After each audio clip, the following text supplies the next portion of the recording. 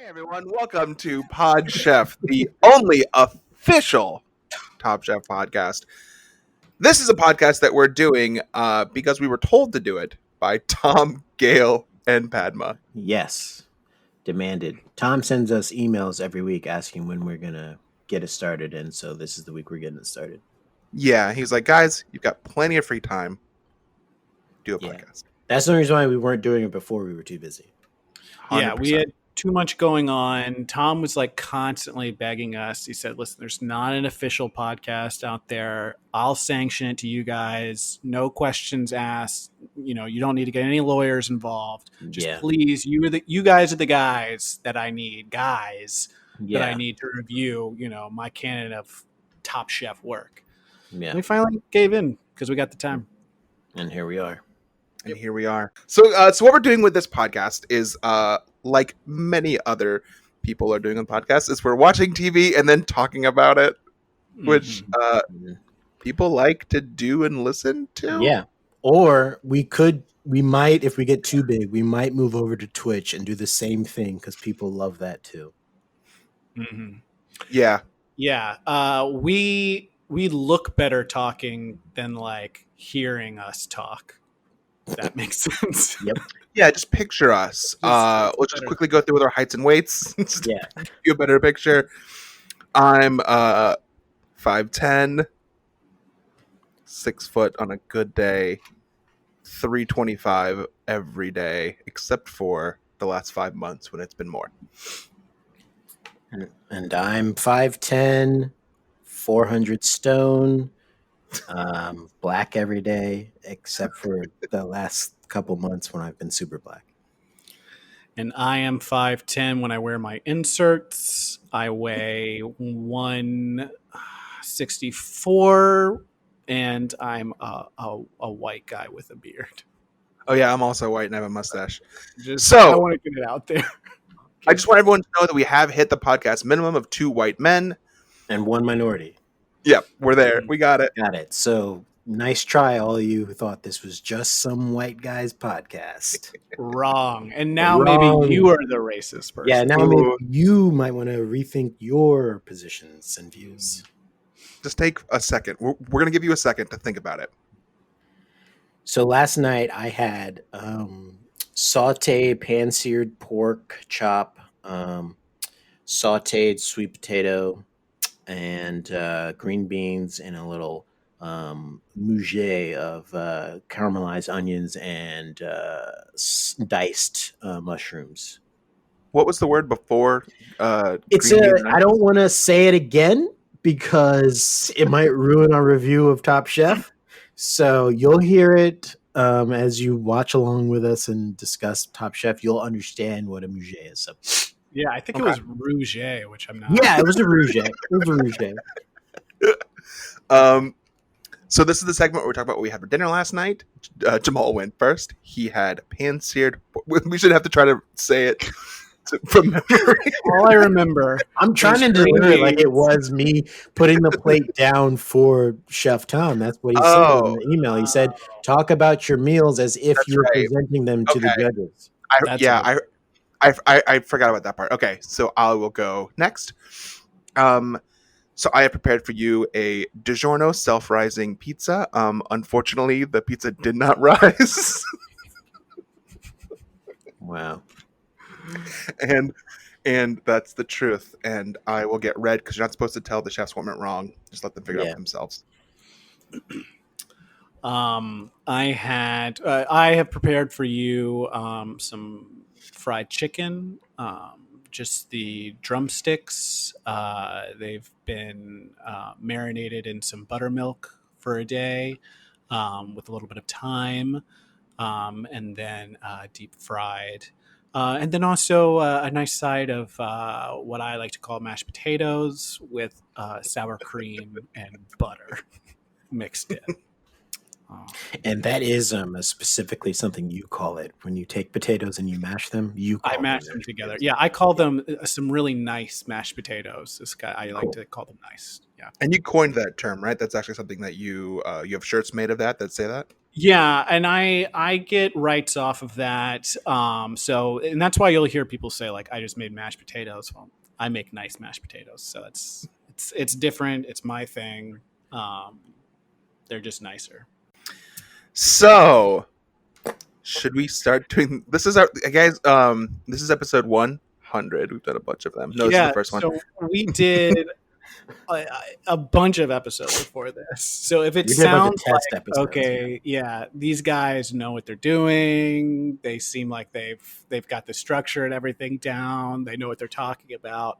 It's because we're veterans of this and we've done it. Professionals. Yeah. And if you're like, how come I don't see the 100 episodes that you are talking about? It is because they behind are for ours only. They're behind a paywall anyways. Yeah, you can't afford them. The paywall is too much. Yeah. So this is how we're going to do the show. And that's how we've been doing it for 101 episodes. So we'll keep doing it this way. So do we feel good about talking about... So what we're doing is we're talking about Top Chef. This is a show either you've seen or heard about. And from your friends, you know, what we used to call the watering hole. People would stand around and chat about their TV night before. You'd say, I watched Game of Thrones last night. Oh, that's Cersei. And you would say, did you see Top Chef? And everyone would say yes.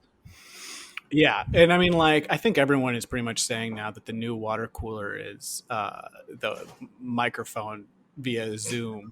A podcast is the new water cooler. That's the only way people have the ability to talk about shows is through recording their own podcast.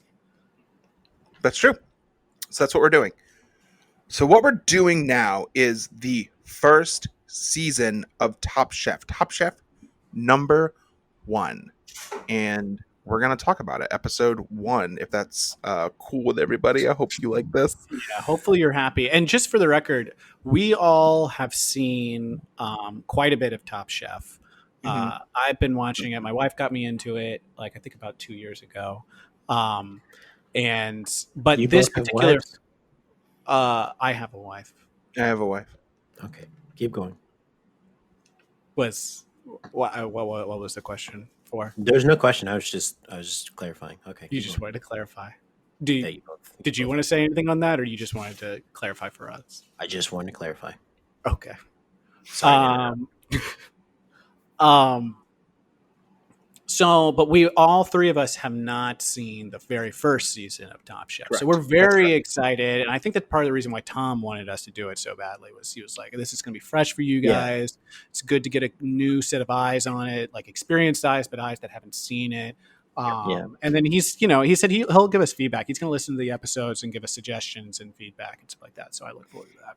Tom also said in his email, he said, most people just skip the first season because they heard about the show and then they watched the second season in anticipation. So he said, this is actually doing us a favor. If we could get people watching the first season, there's a lot of royalties to be made there. So that's why he wants us to start at season 1.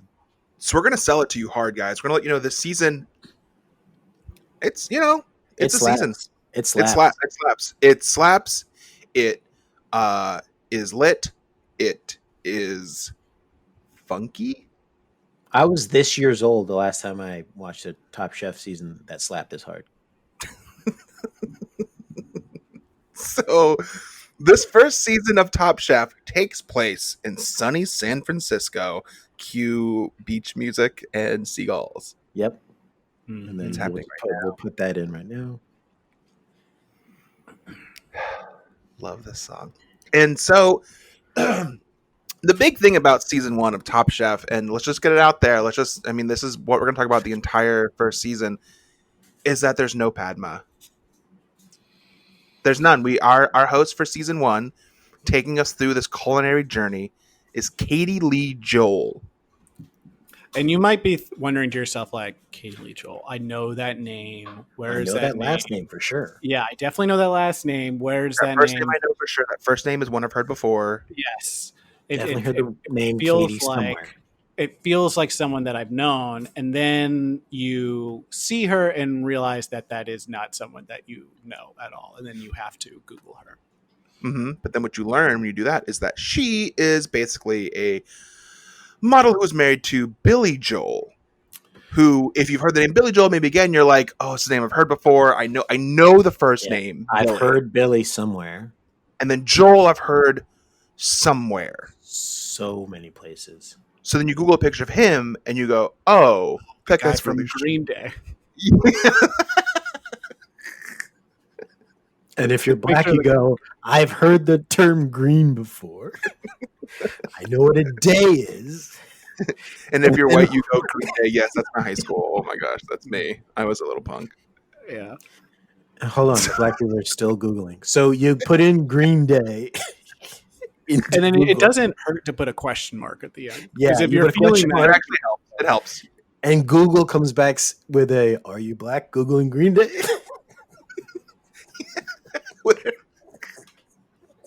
It's just a link. Yeah. It's similar to the are you feeling lucky? It just says, are you black? Yeah. And then it gives you a black definition of Green Day. Yeah. Jamal, can you get that to us real quick? It says punk band from early. It's not punk band. I'm sorry, I'm reading a different one. It says rock. Is it rock? Rock band from early 90s. This is a great question. And, and this podcast is also going to be educational because I'm hearing a question here of, is there a difference between rock and punk? And the answer to that is, No, Careful. I know. Careful. We have a lot of punk heads who listen to this. That's a good point. And the answer is, it doesn't matter. It's all fucking same. Wait, okay. Am I allowed to swear, or does that get us something bad? Like, do we get? Well, in the email I'm reading right now, he says, "Do whatever you got to do to get the point across about the show." Okay. Yeah. Then what I really want to say is, it really doesn't fucking matter because it all sounds the same. Yeah, Tom only really had 3 rules of things that we could not do in the podcast, and I'll open the email so I can read you the first one here. Got it open. Okay. So the first rule that we got from Tom was, do not call him Mott Colicchio. Okay. And he put in parentheses, it's not funny to switch the letters of his first name. He does not think that's funny. We should never do it. And that's going to be so hard because it is very, very funny. The second rule was, he said, just don't make up food terminology. He said, if you're going to use food terms, use terms during the show. Don't make up things like Gruyere or broil sty. Don't make up words. Just use actual terms because it'll help the audience follow along. So that was rule number 2. That's a good rule. That's actually a really good rule. Because I remember I took a cooking class online. I never talk to people in person these days. And they told me to broil stein my chicken. And I just didn't know what was happening. And what I ended up doing was I put the whole chicken in the oven. And then I got in the oven with the chicken. And I closed it. And I read it in R.L. Stein book. And it tasted like shit. And I got burned really badly. So I remember that chicken because that's when you were like, it was like, you invited me over when we were younger to Thanksgiving. You said you were cooking, and I thought you meant you were going to be cooking like a turkey or something. And you said, I'm cooking a chicken. Okay, that makes sense because I saw those pictures of Brian. I was like, how does Brian have this like really, really deep brown tan in November in New York? And it's because you were sitting in an oven for Yeah. Also, t-shirt idea for our first t-shirt. I remember that chicken. And it's just you and the chicken in the oven? Good. This already feels so masturbatory. Reeves, do you want to give us the third rule? Yeah. I got the third one here. The third one here, and he wrote above this, and this is the most important. He said, do not fall in love with each other. Now, I'm guessing he's like, I know you guys are going to do a podcast. You're 3 friends from Mexico.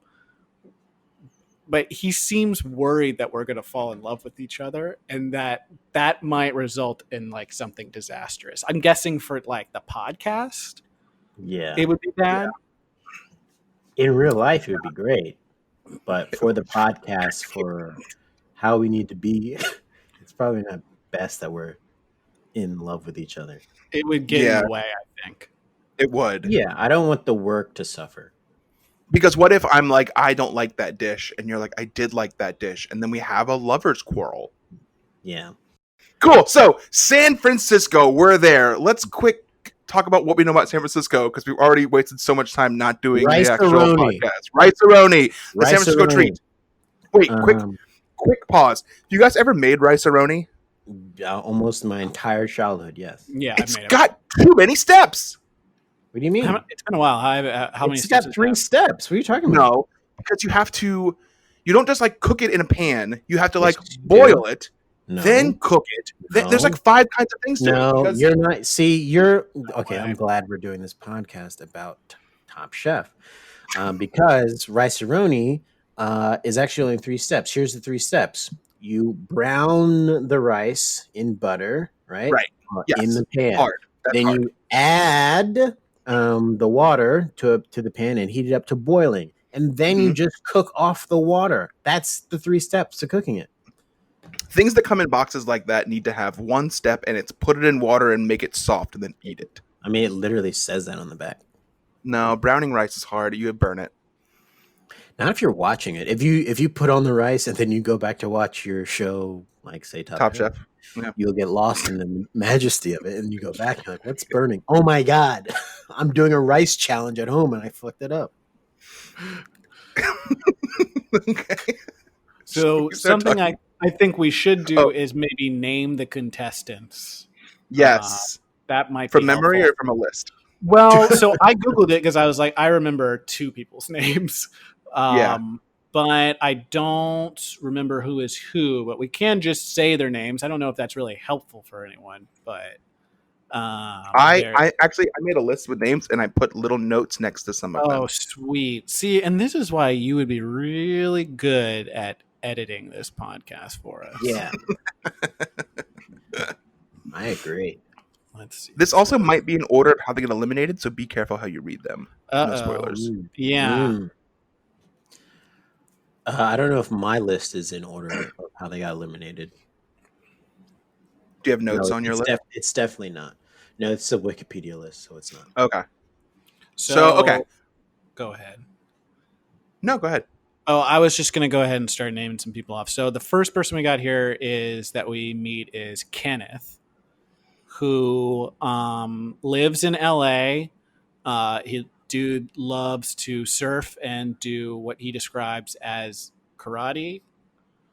I think he said Krav Maga.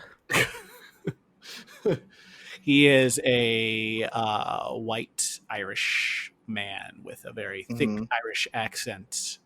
Which you will hear. We have clips. Oh, yeah. And then next up we have Cynthia. She's from New York. She is, I think, maybe 90 years old. She owns a restaurant that I think that from her story, it sounds like she just like on a whim bought a restaurant, and it happened to be like one of the most successful restaurants in the Hamptons because like Beyonce and a bunch of famous people go there. But again, I think she might be 90 years old. Next up, she's great though. Just a little behind the candelabra here. She's fantastic. She's a ton of fun to watch. I hope she never goes. She will go home very early, but I hope she never goes home. Yeah. And then next up we got Brian, who's another person from LA. I'm trying to think of some things about Brian. Well, I've got something for Brian. Brian notoriously in the beginning of season 1 says that he cooks for a bunch of celebrities like Eddie Murphy and whatnot, and he said, basically people who can afford me. So just in case you guys are off put by him saying that he cooks for celebrities like Eddie Murphy, let's just tell you this first season was filmed in 1985. Yeah, that's gotta be put into context. Yeah. Because he said Mariah Carey, Eddie Murphy, they were big names in 1985. Yeah. No, I think the season came out in 1999. This should be something that we should. I think no. I believe it is 2005. No, it's yeah, 2006. But it might be 2006. Season premiered March 8th, 2006. Everyone. There you go. It looks terrible. Well, yeah, that was cameras. Cameras in 2005 were still running off of 2006. Were still running off of 1995 hardware. Yeah. Candace is from Pasadena, California. We got a clip for her, you know, that she comes up and she kind of like, she says something that's like, you know, it's pretty exhausting for her to tell you what is her normal job. Yeah, it's definitely like she gets this asked all the time. So she just puts it out there. She's like, let's not talk about it much. Here it is. My name is Candace Kawai, and yes, I do modeling work, and I do love the kitchen. I am halfway through culinary school right now. I am trying to steer out of the modeling world and go into the culinary world. Yeah. And I think it's good that she's explaining like how hard it is to steer between two worlds like that. Yeah, one world where your job is, you know, just look good, stay fit, I guess. And the other one where it takes a lot of technical skill that you develop over decades. Yeah, next up is Lisa Parks, who's from LA. And she is, I don't know what she does. Is she like a personal chef or? Not sure. She's from LA. She's 45 at the time of the show. I can't think of who she is at all. I think she's the black woman. She is the black woman. Okay. Oh, so she's the one. You couldn't remember. Let's just move right through that. She's the one who makes risotto. She's the first risotto of Top Chef. Yes. And anyone who is a Top Chef fan knows that risotto get you sent home. Yeah. Don't make risotto. But she did. Make risotto, you gotta go. You gotta go. You gotta go if you make risotto. All right, I'm gonna run through the next 7 of these very fast. You got Andrea, Miguel, Steven, Leanne, Dave, Tiffany, and Harold, and they're all, in my mind, from LA probably or New York. Yeah, that's what it is. One person's from Vegas. Yeah, that's pretty much the rest is like Los Angeles or Pasadena. Mm-hmm. Yeah. So that is your fighting 11. 12? It's definitely 12. Hold on, let me get my calculator again. It's 12. It's 12. It's 12. I was just guessing. Okay. So let's get it. Should we just get into it? We should get into it. Yeah. So now we know the cast. We know where they're from. We know where the show is taking place. And so we're jumping right into it and getting right into our first challenge. Our first quickfire challenge. Yes. Oh, yeah. I guess if you've never seen Top Chef, we should just like really quickly break down like the structure of it. So there is a quickfire challenge at the top, which is a very quick cooking challenge of some kind that shows some kind of technique or something like that. Sometimes there's like a food element or something like that to it. I mean, there's always food element to it. Yeah. It's just like a different food or whatever. And then after that, and then if you win that, you get some kind of, there's some kind of prize along with it, whether it's like immunity from the elimination challenge or sometimes sweet money, sometimes both. And then after that, there's the elimination challenge. The winner of that gets usually some kind of prize. And then the loser gets sent home. Yeah, which I do want to state that the quickfire challenge for the first episode is maybe the quickfire and the elimination of the first episode are maybe the easiest quickfire and elimination challenges any of the chefs have faced in the entire history of the show. All you had to do was survive 30 minutes on the line for Hubert Keller's restaurant, Fleur de Lis. 30 minutes, that's it. And then after that, the elimination is make you a signature dish. How do you mess up your best dish? I don't know, but those don't even seem like that big of a challenge to me. It is. It's very confusing because you're right. Like the elimination challenge is just make a dish. Like, make your best dish. There's no limitations. You just go to the grocery store and make a dish. 3 hours to do it. Some people struggle. Yeah. It's a difficult dish. And with it being easy, the quickfire challenge is also the quickest quickfire challenge. Some people don't even get to start the challenge. Like Cynthia, who we love so much. We love Cynthia. She's great. Gets sent home or gets eliminated from the quickfire for wearing the wrong shoes. Yeah, so they're in Chef Keller's restaurant named, I don't know, wherever the hell it's Fleur de called. Lis. Fleur de Lis. And he is being very mean and very particular about how he likes his food prepared, his sauces prepared. And so chefs are bringing things for him so he can check on them. He's watching them prepare things. And based off that, he's eliminating people. And for poor old Cynthia, who is just the sweetest woman in the world, she gets eliminated because her shoes are bad. Cynthia, those shoes isn't going to work. You really think so? Those are not the appropriate shoes in the kitchen, and you should know better. Well, I apologize. I'm sorry. But it was way too dangerous, so unfortunately, I had to eliminate it. You wouldn't let me work with the shoes. I guess I don't have any immunity, huh? I had your shoes right. Everything had to be perfect. So. And I think that the key takeaway from that is Chef Keller telling her that she should know better. It was a very parental scolding that she got at the end there. Yeah, and Chef Keller is not a young chef, but he is younger than Cynthia, who we've established is 90 years old. 52 for those of you converting in England. It's also, I think, if this quickfire were to happen today, I think the producers might have been like, hey, let's cut that part because you're being very mean to her and condescending to her, and she's a woman and you're a man. And but it doesn't happen. It doesn't happen. She gets eliminated from the quickfire challenge wearing the wrong shoes. The shoes looked fine to me. What did he want them to be? That's so I think I have a little bit of background on this. I did some research because I was like, well, same question. Like, well, what kind of shoes does a chef wear? And I Googled them, and it's like, I guess they want you to wear like pans and like oven mitts and stuff like that on your feet. Like basically like kitchen utensils is what you're supposed to be wearing. And I thought that was weird. Like I feel like I've seen chefs, but you know what? When I think about it, you don't see their feet. And I guess it's always table up. Yeah. Those are pans and like cheese graters and stuff. The utensils and stuff are good because you never notice they never have a hard time with grease.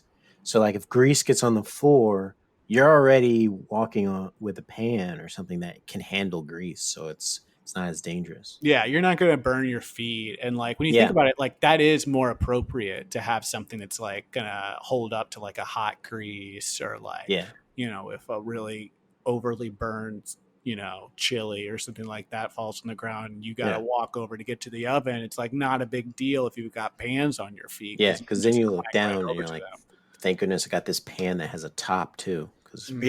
There's also like one of the unspoken benefits of wearing pots and pans on your feet in the kitchen is that if you drop any food, you're going to catch it probably, and you could still eat it. Yeah, because that's like the number one rule is like the food can't hit the ground if it falls on the floor. If you get a big ripe tomato that slowly rolls down, the edge of your table and then plops on the ground. If it gets in the pan, bam, you can just kick it, flip it right back up. It goes in your pan, you cook it, and you eat it. And it's very tasty. You're good to go. And it looks really cool. Also, if that big ripe tomato slides down, hits your foot, you pop it up, one smooth thing, you catch it. It kind of looks like you're playing hacky sack, and that is just fun because we all know that cooking can be daunting. Look, we love Top Chef. Cooking can be daunting. It's tough. It's hard. It's hot. Why not play a little hacky sack while you're back there? Mm-hmm. And I think that's what Chef Keller was getting at. Was like, looking back on that episode when he did that, I think he was trying to like hack a sack at her, and she was like not capable of doing it because she had those stupid fucking white tennis shoes on. She walked in and he said, I can't play with her. I can't play with her. Yeah. How am I supposed to hack, a bunch of freaking oranges over to her so she can chop them up and put them on my table if she's wearing these white tennis shoes? It's impossible. So that was that clip. Then we find out that one of the contestants is, I guess, a psychopath. And just a complete if you didn't coincidence. know that from the intro he does with his Krav Maga, you do now. Yeah. Yeah, it's just a coincidence that it's the white Irish guy from LA is a huge dick, and is openly insulting to the chef and owner, Chef Keller. He gets eliminated because he sticks his disgusting fingers in his sauce and then tastes it. I hope you learned something today. I didn't learn anything today, Chef, because I wasn't in your kitchen long enough. Did you throw the sauce out, Chef? I saw you licking the finger. You're not answering my question, Chef. You said you were going to throw your sauce out. Did you throw it out? Nobody in my kitchen put the finger in the sauce. I'm a chef. I work with my hands. Are you accustomed to talking back to the chef in this restaurant? So Tom says it right there. Are you accustomed to talking to a chef like that in his restaurant? Yeah. Mm-hmm. I mean, clearly this guy is, because he's like, I speak my mind. I won't be shut up. he speaks his mind. He won't be shut up. He does ask a good question that we don't get an answer to in that question, and that is, did Chef Keller, did you throw the sauce out? Yeah. Chef Keller, did you throw the sauce out? All right. Right? The moment I Charles, cut is that this what you heard? Or did you hear something different? That's what I heard. I'm afraid that we're about to break the second rule that Tom told us not to do, which was make up fake terms for the kitchen. You never throw a sauce, so Ken 100% asks Chef Keller, this renowned chef who owns Fleur de Lis in New York City, food capital of the world, did you throw the sauce out? well, Fleur de Lis is in San Francisco, but yeah. It doesn't matter. Yeah, look, but but you're right. You can't ask throw that. the sauce out. Yeah, you can't ask that. You guys are right, because that's not a real thing that a chef would do. A chef would never throw the sauce out. So someone in that restaurant ate the sauce.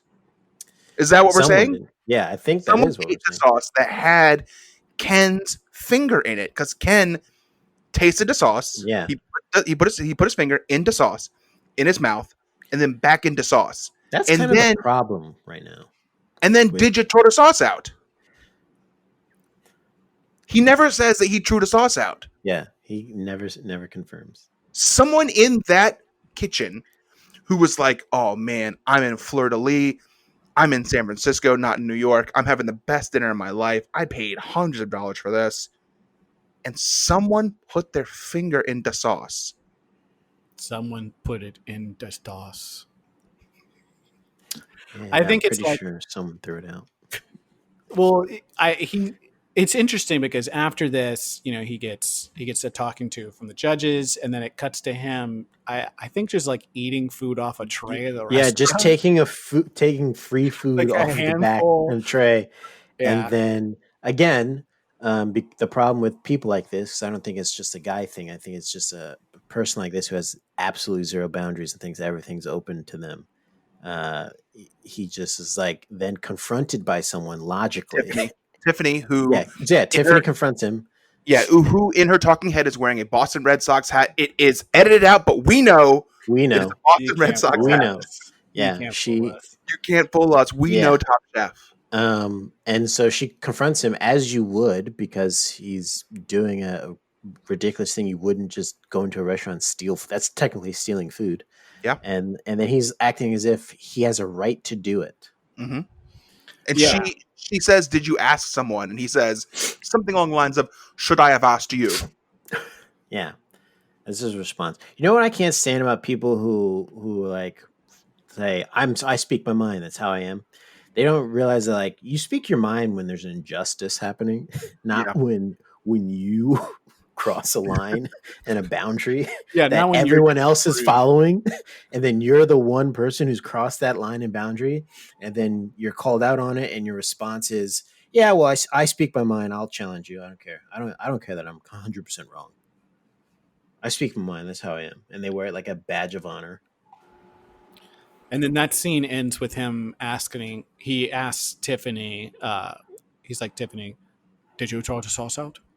He's honestly just concerned at this point. He needs to know who threw the sauce out. He looks her dead in the eye and says, "Did you throw the sauce out?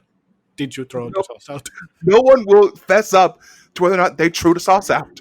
Well, he's mad because he didn't get to learn anything because he was only in the kitchen for all of 5 minutes. You threw me out because I put my finger in the sauce and I threw the sauce out. I'm always tasting sauces with my pinky. It's a pinky sauce. It's a pinky sauce. We've all had pinky sauces. Yeah. I mean, I when I'm at home and I'm cooking a sauce that's just for me and no one else, I often dip my pinky in, give it a little suck, and I'm like, good, I got the sauce, but I also got a little bit of that salt and whatever's on my pinky in there. Yeah. Watching Top Chef, yeah, you'll learn that like there are more natural ways to get salt in food. There's your pinky. There's the copious amounts of forehead sweat that are going to food. Not so much in this episode, but like later on, you will see. Yeah, you will see. It's sweat. A lot of nose dripping sweat too. Apparently, is in food. So yeah, and did they throw the sauce out because there was sweat in it? No, I don't know. So. We'll never know. Does anyone know who won the quickfire? Yeah. Wait, Leanne won the quickfire. Sweet. Leanne. People who have seen later seasons of Top Chef know that she keeps coming back. Yeah, well, I mean, not to spoil anything, but she makes it pretty far. She does well. Mm-hmm. So then we fast forward, a bunch of nonsense happens, and then we get to the elimination challenge.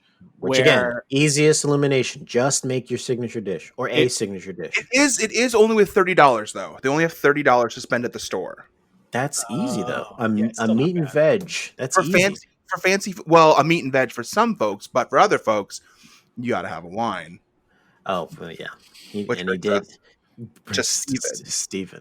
Steven Asper. I don't even know how to. I feel like Steven's one of those people that you can try and explain, but I think this clip, if you have one, will explain more about him than anything we did. What do I have of Steven? There's a couple things about Steven. One is that he is for sure a character planted by the producers to make the show fun to watch. Definitely not a real person. Like he's not. He's completely make believe. Steven is a character that writers come up with. Yeah, he's a character actor from New York. They like picked up off the street and they're like, "Hey, you want to make a couple of bucks?" And then his first response was, "A couple bucks? You know what pairs well with that?" This is a clip. I think Steven's in this a bit, but it's mostly how people feel about Steven. Yes, which says a lot about a person. Yeah. Today I'm preparing a threesome of Colorado lamb. I have a rack of lamb, which I'm doing seared to the fourth power, which is basically 4 different searing methods. The more flavor components I have on the plate, the more the wine comes into play, due to the fact that I am a sommelier. He knows his stuff in the wine world. He's very much full of himself. Today we have the Pintoresco Tempranillo from the Extremadura region of Spain. Steven is a sommelier, so he's a professional bullshitter. So what you heard about is you heard Steven say that he is serving a threesome of lamb, which is what you call food, a threesome of lamb, with something else. He says that he is charring the lamb to the fourth power. Yes, again, very cool thing to say. It is a thing in the culinary world. It's not some insane thing that he made up. Because we got to say that for Tom, right? That we can't use so rule 2 still stands. So. Yep. Yeah. It's real. And then you hear Cynthia. First, Steven says that he's pairing his food with a Pintoresco, something other word. I don't know what the next word is. He had $30 to spend on food. He got lamb, basically, that's it, and then wine. And you heard Cynthia say that he... Wait, what did she say? I forgot. Something about how, like, he's very sophisticated, but he's also very full of himself. Full of himself. I think that's what she says. And then you get Leanne. Wonderful Leanne, who we all love, who comes back a lot in later seasons, says he is a sommelier, therefore he is a bullshit artist. Which makes me think chefs and sommeliers are good, like have a good friendly rivalry with each other. Yeah, it seems like they like each other. Yeah, I feel like chefs and sommeliers are like, I can do your job, you can do my job. We could have easily swapped places. So Don't try and come in here talking about how your job's so difficult. I mean, all you're doing is tasting wine and kind of like, I guess, accurately depicting where the wine was grown and like in which region and like how long the berries were mashed. That's easy to do. Yeah. And Leanne, who is a professional chef, she's on Top Chef, Yeah. is letting us know that sommelier is not a real thing. It is 100% Yeah. fake. He might as well be selling snake oil. Yeah. Is what she's saying. He's telling us that like, oh, this wine goes with this food. Leanne tells us, no, that's not true. I do just wanted to paint a little more picture, a clearer picture of who Ken is that when Ken is sharpening his knives, or no, two things. At the store, he goes behind the counter of the deli and cuts his own chicken to when you hear a producer or someone in the restaurant go, get him out of there now. He needs to get out of there right now. Yeah. Because he doesn't like the cuts of meat that they have there. So he does it himself, which is insane. Goes all good, which he didn't think, oh, why don't I just buy this whole chicken and then take it home and do the cutting there? And instead, he's like, no, I know this is a grocery store that is a fully operating system. I can just walk back here, take your product, cut it up how I need it, and walk out. Yeah, 100%. He then, after they go shop, is there anything else we need to talk about at the store? In the store, this is really before they started like actually like showing them in the store a whole lot. Oh, I know something that happens in the store that maybe you forget. Cynthia, while she's shopping for her ingredients, she goes up to Stephen and says, she says, "How you doing, Brian?" That's right. and he goes, he stares at her for like a second. Yeah, he stares at her and goes, "Stephen," which seems like a funny mess up, but because we know Tom and he's given us the insider scoop, he confirmed that Stephen is a character and that Stephen's real name is Brian, and that she kind of like blew that she didn't. He was correcting her like, "No, you're supposed to call me Stephen. My character's name is Stephen." Yeah, well, we saw the deleted scene there. Tom said that to us, where it's like he just yells "cut," and then it's like the line producer comes up to Cynthia and it's like, "Okay, so the character is this. You know, you've got to call." And then Cynthia kept saying, "I know it's so confusing because his real name's Brian." Yeah, it's so confusing. Yeah, and they were like, "Yeah, it's called acting. So let's take it again from the top." And you might be wondering, like, what actor, like, who Brian, like, the actor that they got to play Stephen is, and it is Bryan Cranston that's playing. It's an early role for Bryan Cranston. A very young Bryan Cranston before he gets the big role. He had just actually wrapped up doing Malcolm in the Middle and was looking for work. Yeah, looking for work. He said, "I'll hide out here for I'll do anything." He does have you may not notice that it's him because he is wearing a Mission Impossible mask, so it looks real. If he takes it off, it's Bryan Cranston. So to more of Ken. Ken goes shopping. He gets whatever. Ken gets in the kitchen and he immediately starts to do this. Or deeper. My food kicks ass. When we got into the kitchen, Ken started acting up again and screaming. What? So that also was a kissing noise at the end that he does. But he starts to scream as he's sharpening his knives. Yeah. I mean, what we were witnessing really is one man's descent into madness, like very, very quickly. He just completely loses his mind. Yeah, some people can't take the pressure of Top Chef, and Ken is clearly losing it. He tried to work at the store. He put his finger into sauce. He screams when he's sharpening his knives. Like, he's a man who needs help. And we're laughing about it now. It's 20 years ago. We can laugh at it. Haha. But, like, he needed help. Yeah, it was really a scream. He was screaming for help, basically. Is what that all was. And I mean, I think a lot of it had to do with the fact that he wasn't in his natural habitat, which he explains to Tom is in the ocean surfing, is where he'd prefer to be. That's And it was just like 2 days away from it. I just drove him to insanity very quickly. Yeah. Yeah, there's that scene that the producers like cut to make it look very long. It's really not that long.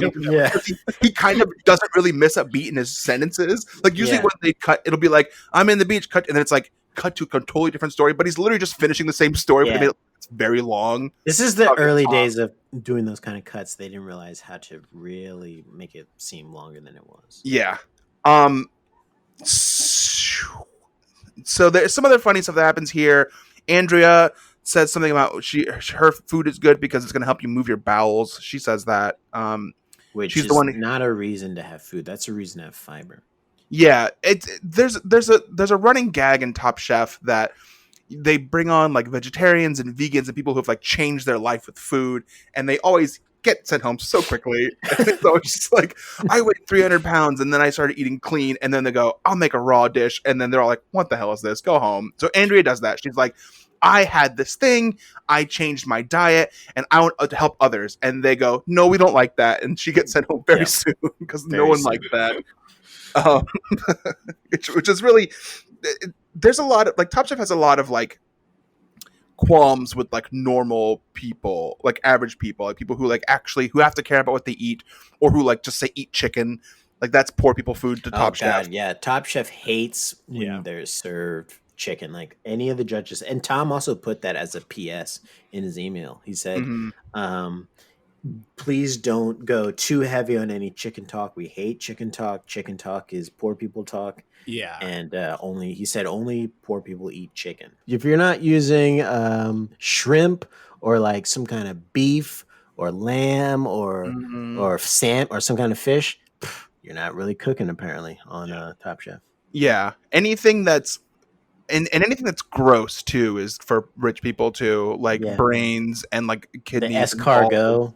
Yeah, rich people love gross stuff. Yeah.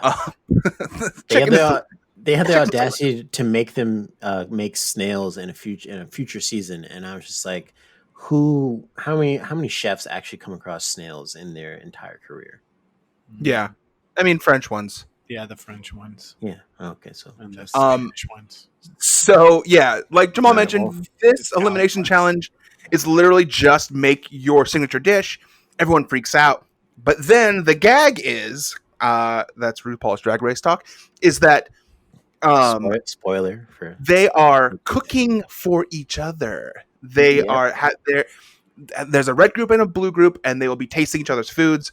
This happens. They're all very mean to each other immediately. They've known each other for all of like 24 hours. They're being very real. So Lisa serves this risotto, and this is how the one particular. I think this is Brian who says this.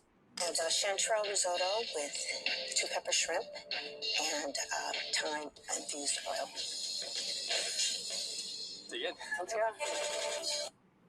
And there's a break, and here it is. Considering Lisa, in her lack of experience, I think this is done well. With her experience, mind you. What was your least?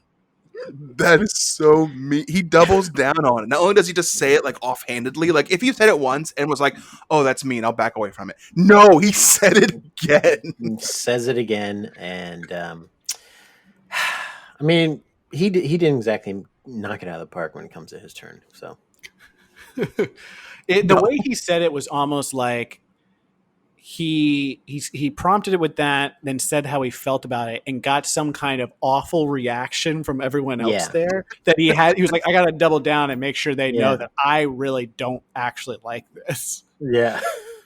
That I think it's garbage. Yeah. Loud and clear. Loud and clear. Eyes. He got dagger eyes, just like staring at him. He was just like, no, with her experience. I mean, do you have a clip of when he comes back after that? At the end, he goes, "I'm sorry, hers was a travesty." No. Yeah. He comes back a last time before they cut, and he goes, "They're like, so for you, who's the worst one?" He's like, "I'm sorry, this one was a travesty." So, okay, 100%, someone was like, "Ew, you liked it?" And he had to double down. Yeah. He's like, "What? No. Why you think I like this? No, it's just with her experience. With her experience, it was like, but it's her travesty." And then at the very end, people were like, Brian over here liked fucking Lisa's risotto, and he's like, no, it's a travesty. Yeah, it's just like how quickly he threw her under the bus after he had just a little bit of a reaction from his peers, which like this season, and I guess a couple others, like they lean more towards like that old school reality TV like vibe of like everyone kind of is like a jerk and kind of like a little bit guarded and less supportive of each other. Like as we go on with Top Chef, that kind of vibe changes, but it is like very apparent here that we're in like deep in reality TV world where people are just like not in any way there for anyone other than themselves. I mean, Tiffany made that clear in not so many words in her intro when she said, "I'm not here to make friends. I'm here to win Top Chef." And does anyone ever at any point say, "I'm not here to make friends. I'm here to make food"? Does anyone say that? Because that seems like what people should be saying. I think they make Steven do that, but they don't take that cut.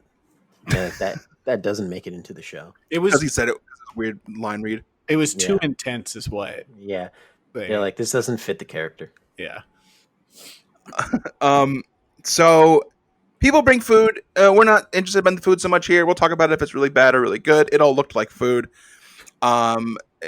Tiffany made a lasagna and a pumpkin. That was funny. Yeah, it looked kind of cool. There is a clip. I don't know if I'll play it. We've done a lot of clips where Tom is talking to Cynthia and he's like, "What are you doing?" And she's just like, "I don't know." Yeah, Cynthia is so great. She rules. I love Cynthia comes to a cooking competition and they're like, "What are you cooking?" Every time she's like, "I have no idea." Yeah, be a surprise for you and me. But when the timer goes off, I'll have something. Yeah, just I don't know what this is. It's crazy. I don't know what it's. I got crazy rice going on here. Yeah, that's right. She did crazy rice. They all want to talk about. They liked her crazy rice. Yeah, most likely. It was crazy. It was nuts. Yeah. Some more things. Quick little before we wrap this up of who wins this one.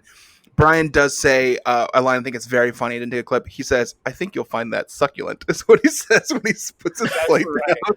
Succulent. I think you'll find that succulent is how I want to have everything served to me the rest of my life. I think you'll find that succulent. It's everything about that is very disturbing. I think you'll find that is a weird way to tell anyone about the food that you just fixed for them. And then succulent to describe food is disgusting. It's almost like that's what you would say if you poisoned someone's food. If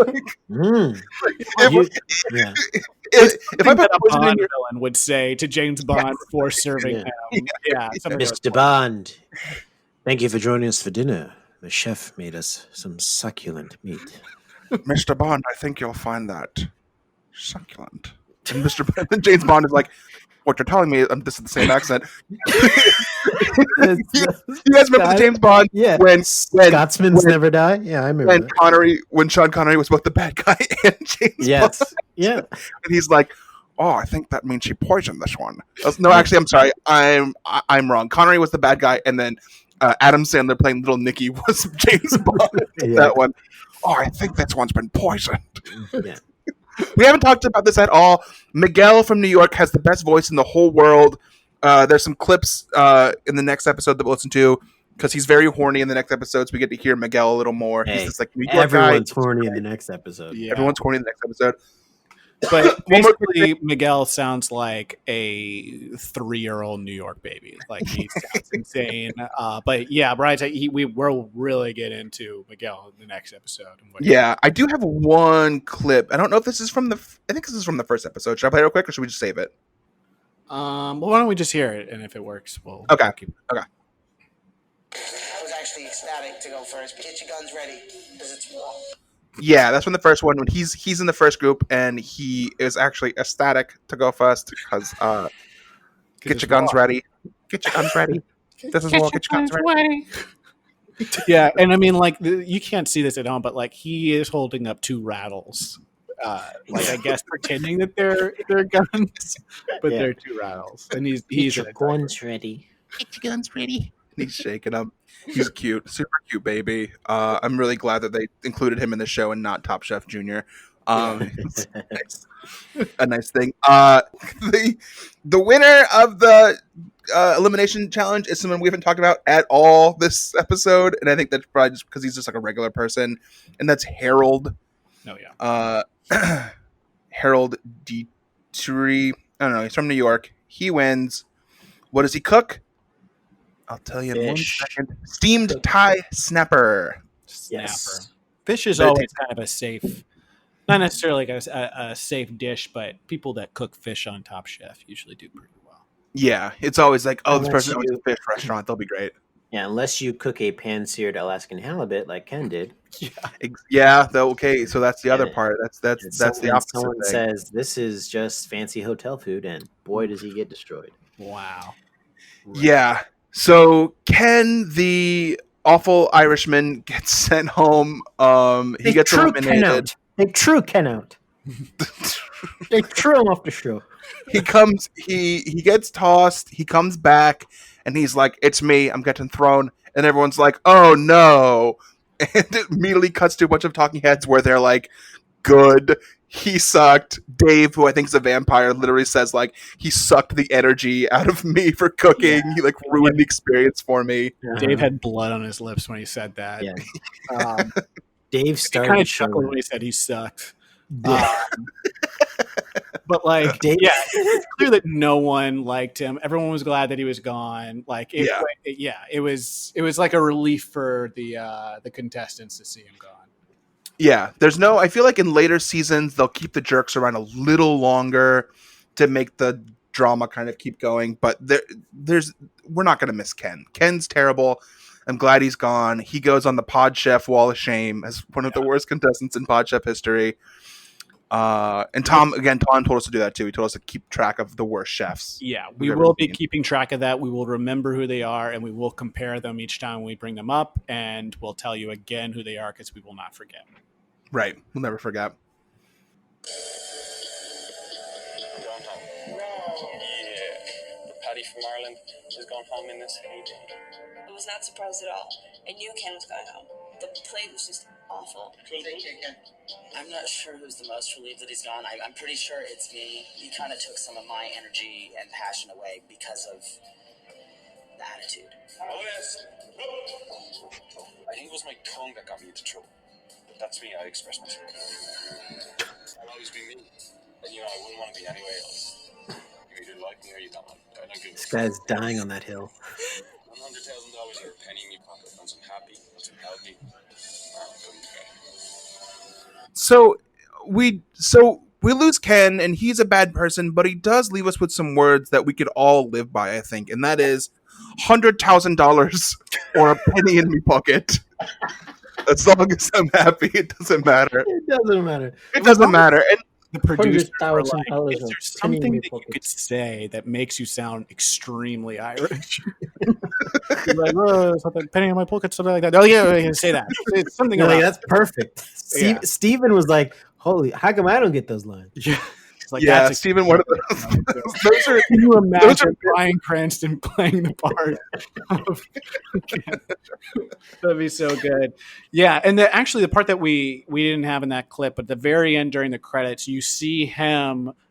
He's walking back to Chef Keller's restaurant. He walked the whole way back, And he has very like a disheveled. take home.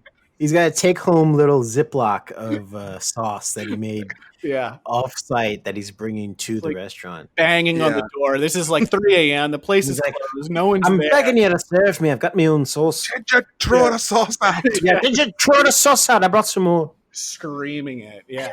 So a bit of a sad story at the end there. And it's funny. It's also funny that no one really told him the real reason he got sent home, because he said it was his tongue that got him sent home, when we all know it was his finger that got him sent home. Yeah. Gross. Yeah. That's the episode, guys. It was a lot longer than I thought we thought it would be. Well, this is only the first one will be this long. Yeah. The first one is just going to be this long. The rest are going to be 10 minutes. Yeah, we did a lot of setting up shop. Is that how people say? What's the? That's what Setting they the say. table, but yeah, open shop. I don't know. Yeah. Setting the This also was a very much a dream project. Brian's wanted his own podcast for a long time, so if it feels like he's milking it a little bit, Yeah. Just to take you behind the candelabra one last time. I none of my friends would invite me to be on their podcast. I made my own. This is how most podcasts get started. Yeah. listen to the podcast, share it with your friends, like and subscribe on all the subscribe. places you can find the podcast, and leave a review if you like the podcast. Yeah, leave a review. Give it 5 stars or however many stars you think it should be. And we should come up with some reason that people should read reviews. We'll read them out or something. Yeah, we'll read your review. Why don't you tell us what you had for dinner last night? And we'll read that on the podcast. Yeah, we'll read it on the podcast. That's so dumb. Yeah, in the review on that day, write what you had for dinner. Like, don't mention what the podcast at all. Just give it 5 stars and say chicken. Yeah. Also, write. You have to write it like you're presenting it to the judges. Yes, that's very important. Yeah, and then we will review that. Yeah, we'll review it as if we have tasted your dinner. Yes, and we'll talk about how good or bad it was. That'll be a good bit. And that'll all be dependent on how many stars you give us. Yeah. Yeah. Okay, so we're on social media, maybe. I don't know. I think we could probably wrap it up here. So what we'll do is we'll all say goodbye, and then what we do every week is that we say, Tom, please don't beat the hell out of us. We hope that you like this. Yeah. Bye. We love you, Tom.